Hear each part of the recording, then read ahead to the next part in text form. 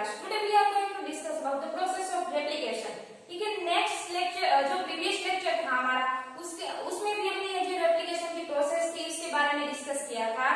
उस प्रोसेस में क्या हुआ था कि जो कोई इतने सारे एंजाइम थे, ठीक है, इस प्रोसेस में उसका इम्पोर्टेंट रोल था, जैसे कि हेलिकेस एंजाइम थे, डीएनए जाइरेस था, ठीक है, एसएसबी प्रोटीन थे, सिंगल स्ट्रैंडेड प्रोटीन थे, ठीक है, वो क्या करते थे, जो डबल हेलिकल चेन थी उसको सेपरेट करते थे, फिर दो ऐसे पार्ट बन गए थे, जो लीडिंग स्ट्रैंड था और लैगिंग स्ट्रैंड था।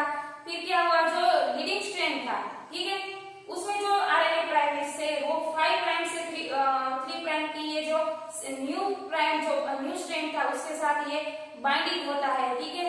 फिर ये जो लीडिंग स्ट्रैंड थी उसका जो ये लैगिंग स्ट्रैंड है वो कॉपी करता है और लीडिंग स्ट्रैंड जैसा बन जाता है, ठीक है। फिर ये जो न्यू स्ट्रैंड बनता था जो 5 प्राइम से 3 प्राइम में, ठीक है, ये प्रोसेस होती थी। लेकिन अब ये क्या होगी, ये प्रोसेस डीप में, ये डीपली प्रोसेस कैसे होती है, तो यहाँ ये जो रेप्लिकेशन की प्रोसेस है उसमें ये दिखाई गई है। तो ये डीपली प्रोसेस कैसी होती है, जो लैगिंग स्ट्रैंड है, ठीक है, वो लीडिंग स्ट्रैंड से कॉपी कैसे करता है, वो यहाँ डीपली प्रोसेस दिखाई गई है। तो चलो इस प्रोसेस के बारे में हम डिस्कस करते हैं। यहाँ पर ये जो डबल हेलिकल चेन है, ठीक है, 5 प्राइम से 3 प्राइम की ये डबल हेलिकल चेन है, ठीक है, यहाँ से यहाँ तक ये उसकी शुरुआत होती है। फिर क्या आता है, डीएनए जाइरेस, उसे हम टोपोआइसोमरेस भी कहते हैं। ये डीएनए जाइरेस है, ये डीएनए जाइरेस का रोल क्या है, ये डीएनए जाइरेस क्या करता है, अनबाइंडिंग एंड अनजिपिंग करता है, ठीक है। ये क्या करेगा, दो ऐसे जो स्ट्रैंड है, ठीक है, उसको सेपरेट करेगा। फिर ये सेपरेट करेगा, उसके साथ उसकी हेल्प कौन करेगा, डीएनए हेलिकेज। यहाँ तो डीएनए हेलिकेज है, वो क्या करेगा, दो इस चेन को सेपरेट करने की धीरे धीरे ये कोशिश करेगा। फिर क्या होगा, उसके साथ SSB protein, single stranded protein है, वो क्या करेगा, उसके बीच में ये जो बाइंडिंग थी, यहाँ एटी जीसी ऐसी चेन होती है, उसके बीच में ये जो हाइड्रोजन बॉन्ड होते हैं, ठीक है, ये बॉन्ड को क्या करेगा, ब्रेक करेगा। सिंगल स्ट्रैंडेड जो ये प्रोटीन होती है वो क्या, उसका काम ही है उसको बाइंडिंग को ब्रेक करना, ठीक है, ये बाइंडिंग को ये ब्रेक करता जाएगा, ठीक है। तो धीरे धीरे ये जो स्ट्रैंड है दोनों अलग होती जाएगी। फिर दोनों ये स्ट्रैंड अलग हो गई तो वन स्ट्रैंड क्या होगी, लीडिंग स्ट्रैंड होगी, दूसरी है लैगिंग स्ट्रैंड हो गई, ठीक है, इतना क्लियर हो गया। फिर क्या होगी है, जो ये दूसरा स्ट्रैंड है, सेकंड स्ट्रैंड में क्या होता है, ये जो यहाँ से चेन एंटर हुई है, ठीक है, स्टार्टिंग प्रोसेस है, यहाँ पर डीएनए जाइरेस है, हेलिकेज है, वो उसका काम कर रहा है। फिर प्राइमोसोम मेकिंग प्राइमर, ये जो प्राइमोसोम एंजाइम होता है, ठीक है, वो प्राइमर को बनाता है।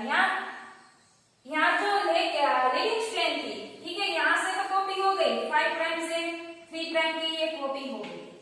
अब ये जो कॉपी हो गई उसको जो ये कॉपी करके जो लैगिंग स्ट्रैंड है वो कॉपी कैसे करता है, उसकी यहाँ प्रोसेस है।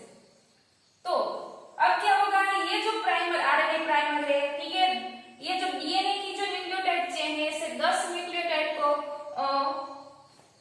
जुड़ेगा, ऐसे 10 ऐसे न्यूक्लियोटाइड हो गए, ठीक है, ऐसे 10 जो न्यूक्लियोटाइड है वो ऐसे टुकड़ों में, यहाँ जो ये आरएनए प्राइमर है, ठीक है, वो यहाँ जुड़ेगा, ये टुकड़ों में जुड़ेगा।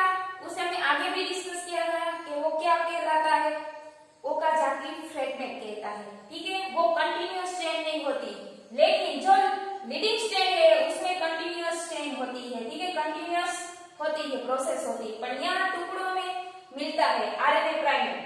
अब ये आरएनए प्राइमर जुड़ा, उसकी तरह ये कॉपी बनता रहेगा, लेकिन ये टुकड़ों में ऐसे 10 न्यूक्लियोटाइड्स की जो ये चेन है ऐसे बनाता जाएगा।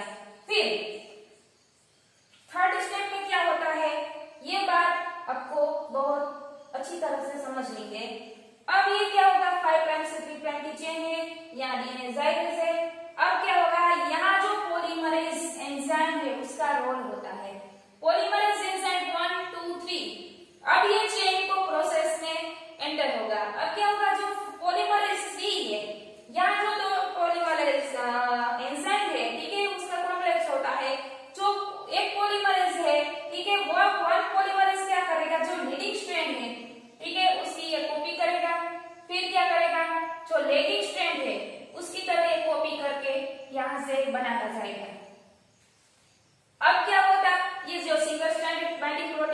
तो बाइंडिंग कर ही रहा है।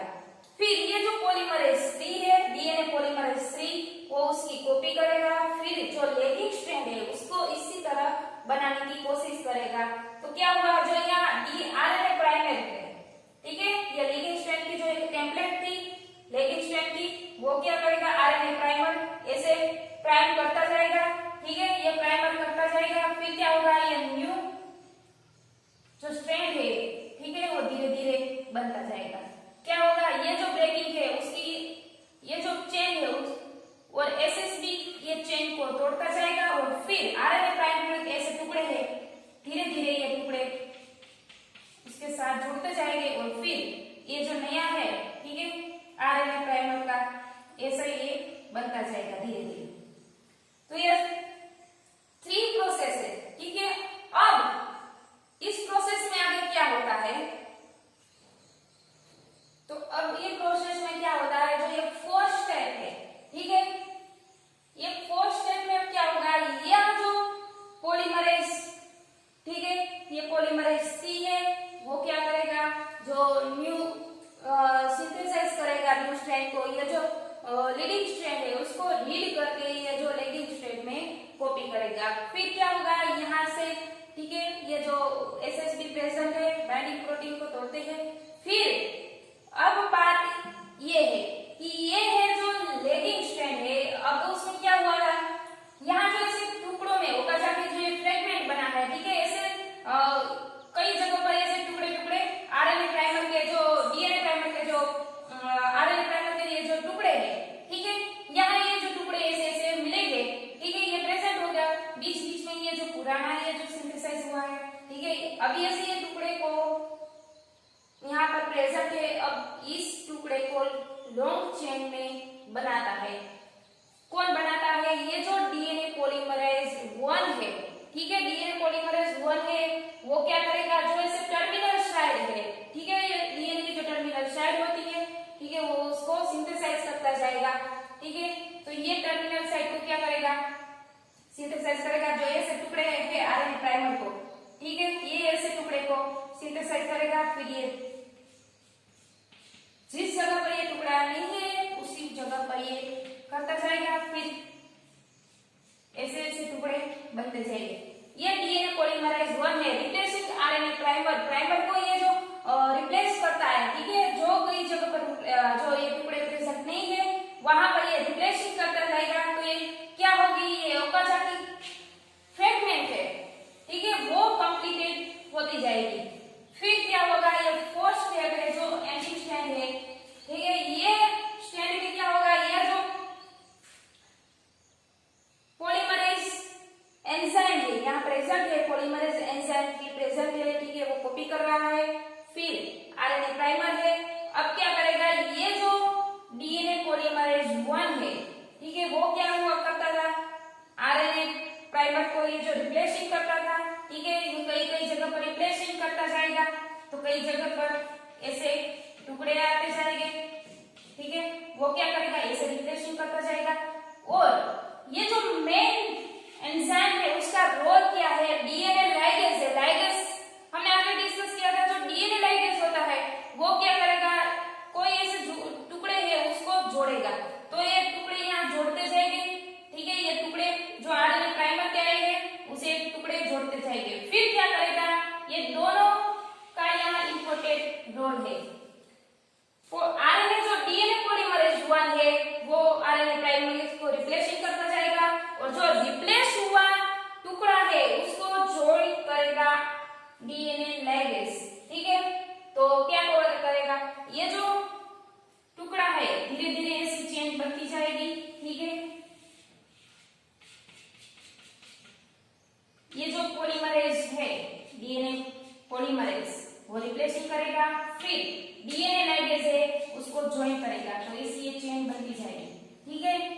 फिर ये जो 5 प्राइम से 3 प्राइम की जो एंडिंग स्ट्रैंड है, ठीक है, वो ओकाजाकी फ्रेगमेंट है वो कंप्लीट करेगी। तो क्या हुआ, जो मेन डीएनए से 2 ऐसे स्ट्रैंड मिले थे, ठीक है, वो स्ट्रैंड क्या थे, जो लीडिंग स्ट्रैंड था और लैगिंग स्ट्रैंड था, लीडिंग स्ट्रैंड को कॉपी करके ये जो लैगिंग स्ट्रैंड बना है उसकी ये प्रोसेस थी। तो यहाँ ये प्रोसेस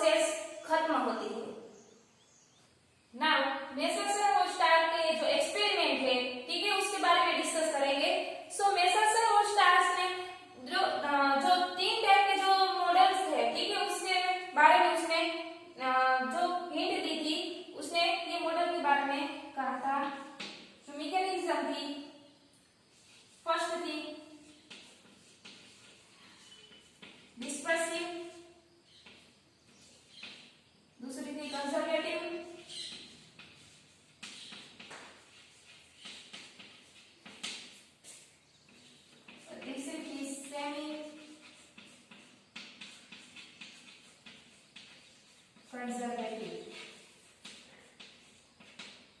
ठीक है, ये जो तीनों जो मॉडल थे, ठीक है, ये मैकेनिज्म क्या होगा, जो डिस्पर्सिव थी। डिस्पर्सिव का मतलब क्या होता है कि जो पेरेंटल डीएनए है, ठीक है, उसमें से जो कोई दो ऐसे नए डीएनए बनेंगे, तो उसमें क्या हुआ, आधा ऐसे टुकड़ों में डीएनए मिलेगा कि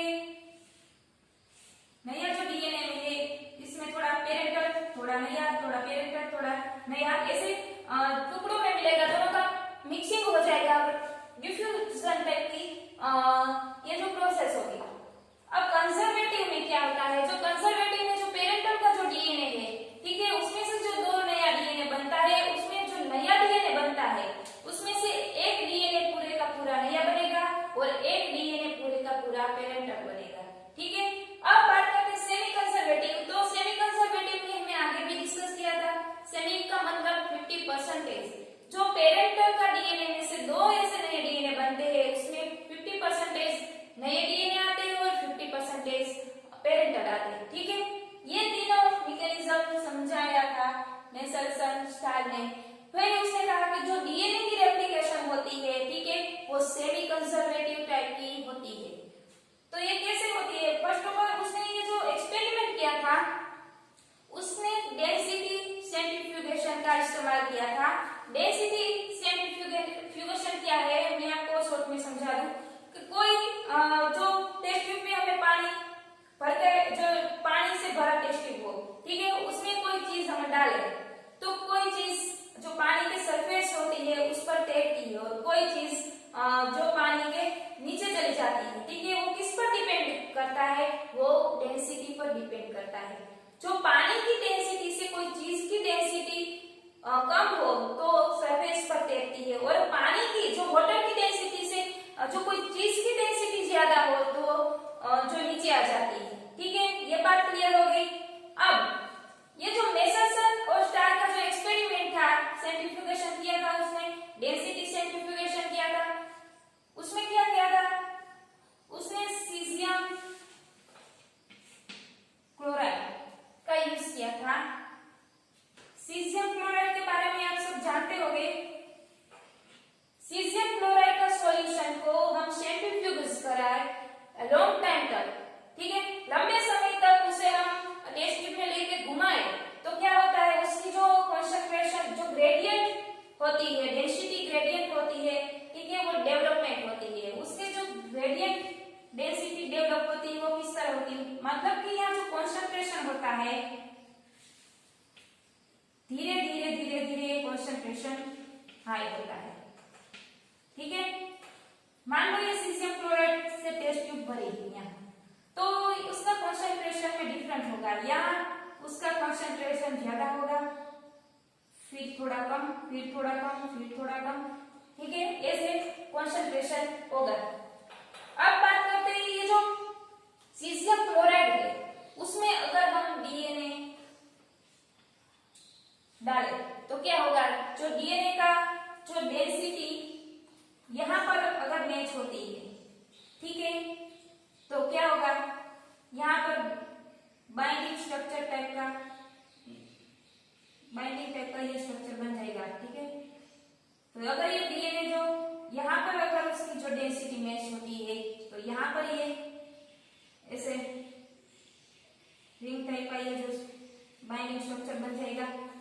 इस स्ट्रक्चर को हम यूवी लाइट में यूवी लाइट है, ठीक है, उसमें हम विजुअलाइज भी कर सकते हैं।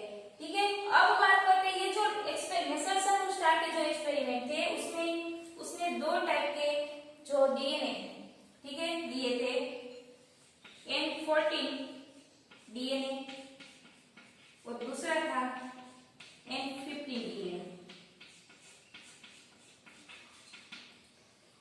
N14 डीएनए, उस डीएनए में सारे के सारे जो नाइट्रोजन है, ठीक है, ये N14 नंबर के जो नाइट्रोजन है उसे नॉर्मल, आप नाइट्रोजन के नंबर जानते होंगे, ये जो nitrogen N14 normal isotope nitrogen है। ठीक है, और ये N15 है वो रेयर केस में मिलते हैं, लेकिन हमने यहाँ एक्सपेरिमेंट में यूज किया है N15। ठीक है, वो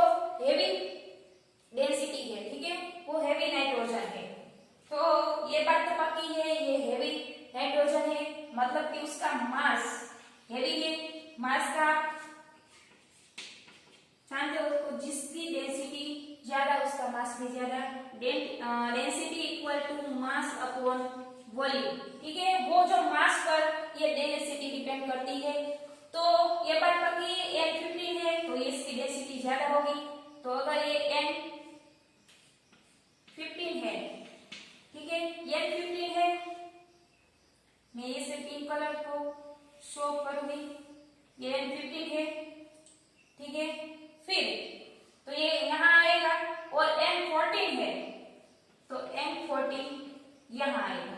अगर दोनों के, मान लीजिए अगर N15 और N14 दोनों का मिक्सिंग हो, ठीक है, तो उसकी डेंसिटी कहां पर आएगी, यहां पर। वो हाइब्रिड कहते हैं उसे, हाइब्रिड मतलब कि N14 एंड N15। ठीक है, ये बात क्लियर हो गई। अब क्या होगा, ये जो तीनों की डेंसिटी अलग अलग है, ठीक है, ये कॉन्सेंट्रेशन N14 का थोड़ा कम है इसलिए ऊपर है, N15 हैवी है, बराबर, तो ये भी ज्यादा है।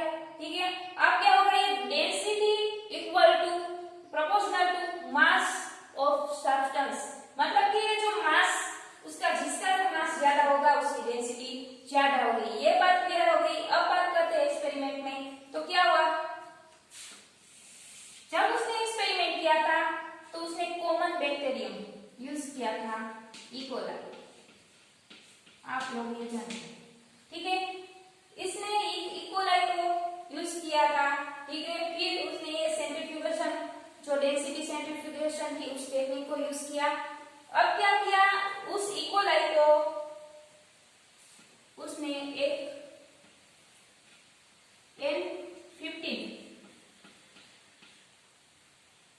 N15 वाला जो मीडियम है उसमें उसने ग्रो कराया।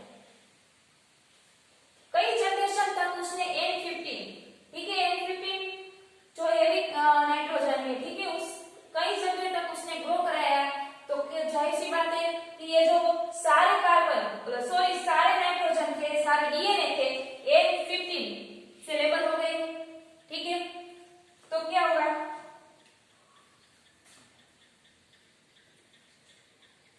यहाँ पर ये पेरेंटल डीएनए है, N15 की बात कर रही हूं मैं, N15, ठीक है। अब उसने कई जनरेशन तक ये ग्रो कराया, फिर उसमें से ये इकोलाई मीडियम में ग्रो कराया था, ठीक है। अब क्या होगा, उसमें से कोई एक इकोलाई उसने लिया और फिर जो N14 मीडियम था, ठीक है, उसमें ग्रो कराया। एक ही जनरेशन तक कोई एक इकोलाई लिया और एक ही जनरेशन तक उसने ग्रो कराया है। तो क्या होगा, दो इकोलाई हो गए। फिर क्या होगा, यहाँ हम इसे अलग करते हैं तो उसकी डेंसिटी हमें क्या होगा, यहाँ की डेंसिटी उससे हाइब्रिड मिलेगी, ठीक है। यहाँ पर मैंने शो किया हाइब्रिड, मतलब कि 14 एंड 15, ठीक है। यहाँ पर इसकी डेंसिटी थोड़ी हाइब्रिड हो गई। तो क्या होगा, दो अलग ऐसे होगा, ठीक है।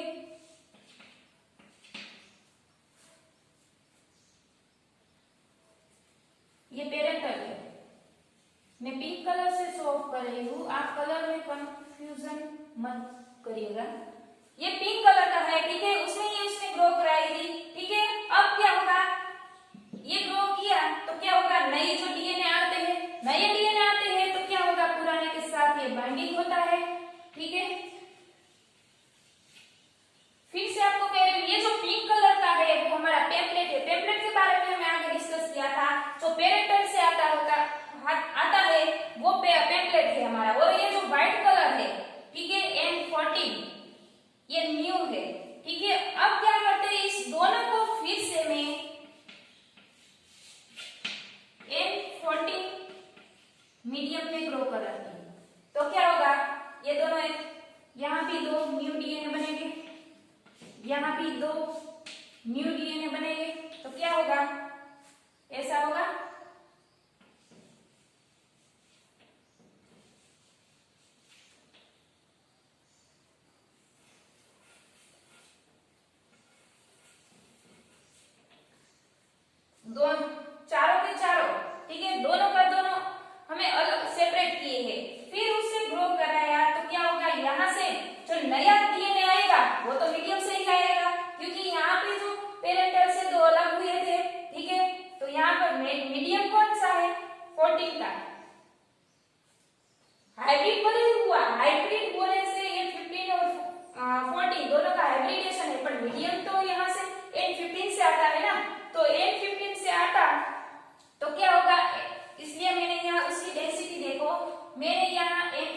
N14 के लिए यहाँ जो व्हाइट डैश की है, ठीक है।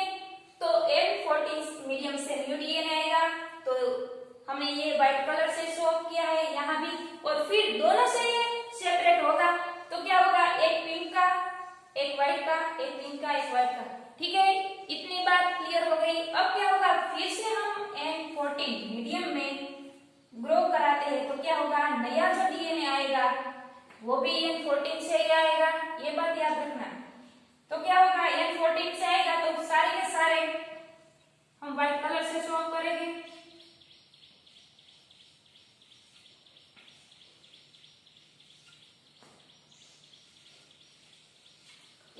इस एक्सपेरिमेंट को मैं इजीली सिंपलीफाई से समझाने की कोशिश कर रही हूँ ताकि आपको कोई कंफ्यूजन न हो।